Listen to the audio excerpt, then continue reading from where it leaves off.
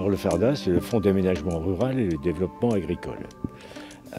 C'est long, mais en fait c'est très simple. C'est un fonds qui s'adresse aux communes de moins de 2000 habitants et à un certain nombre de bourgs-centres. Il y en a 19 si je ne me trompe pas. Et l'objectif du FARDA est d'améliorer globalement la qualité de vie dans le paysage rural du Pas-de-Calais. Il y a ce qu'on appelle le FARDA voirie et le FARDA aménagement. Aménagement d'écoles, d'églises, de salles polyvalentes, enfin bon, tout ce qui est la vie dans un village. On permet aux maires de ces villages, avec leurs conseils municipaux, de développer des projets pour qu'il y ait une animation et un bon cadre de vie dans leur village. On apporte 100, ça donne 500 € de travaux. Et en même temps, ces travaux sont bien souvent le fait d'entreprises artisanales locales, ce qui fait que, de manière indirecte, on soutient également l'emploi. Il y a 5 ans, le FARDA, c'était 7 millions d'euros. Aujourd'hui, en 2020, c'est 17 millions d'euros. Donc on a multiplié presque par 3 nos aides au monde rural. Et donc nous avons mis une part du FARDA sur l'aménagement, par exemple, des écoles pour permettre qu'il y ait un cadre sanitaire de meilleure qualité. Ici, on est sur la commune de Pernes-les-Boulogne, donc on est une petite commune rurale forcément de 470 habitants. Avec ces fameuses mesures, donc on a dû faire un petit peu d'achat et le département nous a aidés directement avec une aide non négligeable de 50% du montant hors taxes et travaux, notamment des mesures, un plexiglas pour protéger notre secrétaire de mairie, des panneaux de port de masque obligatoire, des distributeurs de gel hydroalcoolique. On a des projets forcément pour ce bâtiment. Donc l'idée déjà, dans un premier temps, c'est d'ouvrir le jardin au public, le jardin du presbytère, rénover le presbytère forcément, donc avec un projet, peut-être une maison des associations. On a été bien soutenus par nos conseillers départementaux, ne serait-ce que pour déjà la remise en état du mur d'enceinte de ce fameux jardin et également du puits et du petit pigeonnier. Sans département, pas d'investissement, pas d'équipement structurant, notamment dans le milieu rural. Toutes les communes du canton ont forcément, à un moment ou à un autre, bénéficié de l'aide du département. Et ici, pour ne prendre que la commune de Verlactin, sur 6 années, de mémoire, elle a perçu dans les 70 000 € d'aide du département. 9 fois sur 10, ce sont des entreprises du territoire, et donc les retombées économiques sont vraiment directes.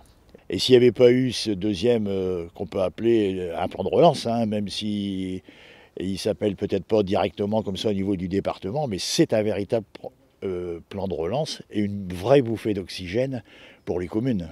Le projet de rénovation de la mairie, c'est plutôt un agrandissement de la mairie qui a pu se réaliser parce qu'à côté de la mairie, il y avait un logement qui s'est libéré pour agrandir la mairie, notamment agrandir le bureau de la secrétaire de mairie et, de ce fait, agrandir la salle de conseil municipal qui est en même temps la salle de mariage.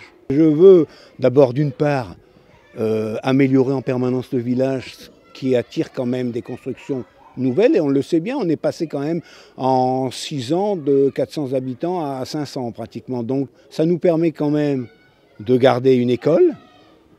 Nous sommes en regroupement pédagogique intercommunal avec les communes de Carly, Lacre et Tingry.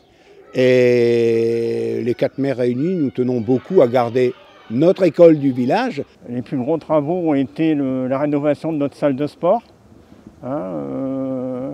Salle de sport qui avait été créée, bâtie en 1975 par la cimenterie Lafarge.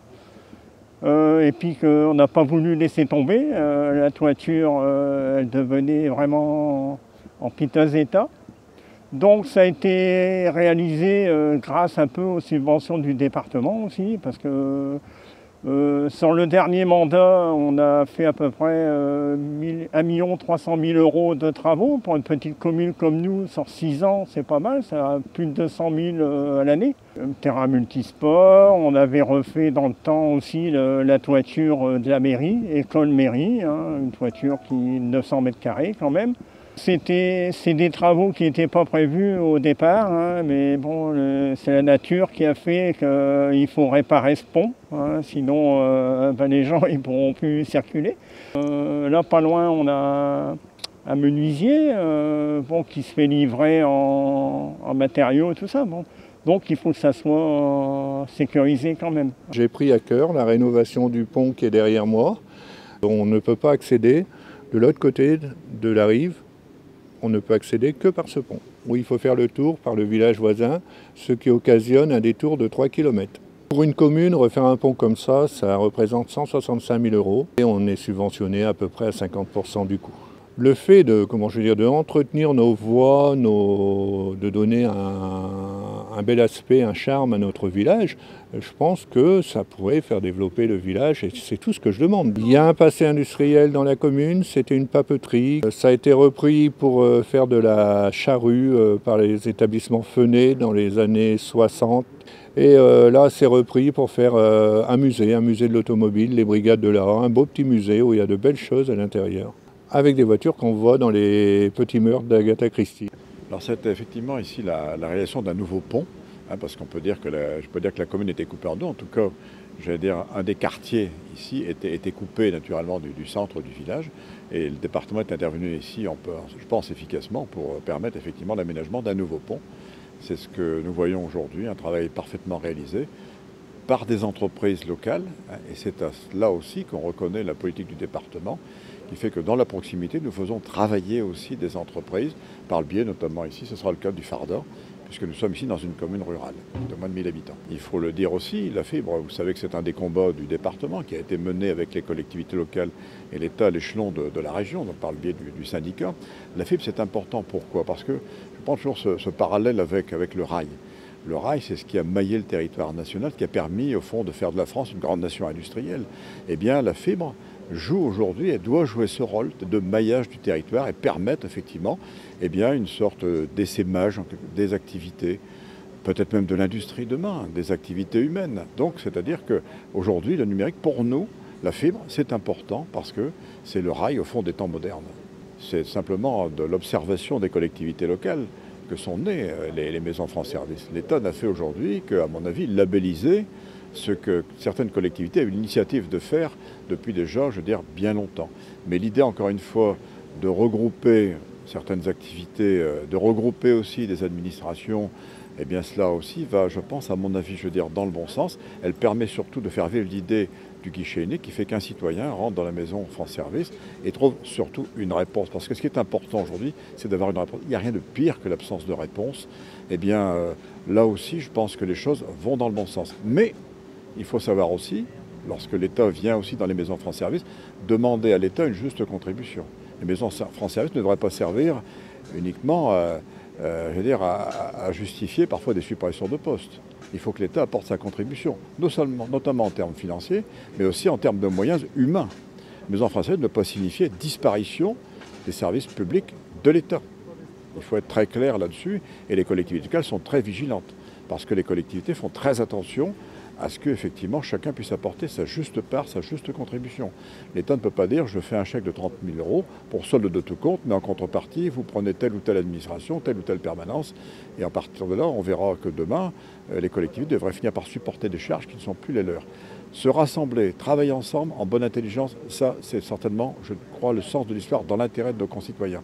Et que chacun prenne sa part et qu'on sache reconnaître la juste part qui a été prise aussi par les collectivités locales, au premier rang desquelles il y a le département. Dans l'agriculture, on parle beaucoup des circuits courts, on parle de tous ces domaines qui font que, au fond, aujourd'hui, on se rapproche de plus en plus de nos concitoyens, qui sont demandeurs, au fond, de proximité. Et proximité, ça rime bien avec un mot qui s'appelle humanité. Et ça nous parle aussi à nous, nous départements, qui sommes depuis très longtemps dans la proximité, dans la réactivité dans la proximité. C'est pour ça que je pense que le département a encore de beaux jours à vivre.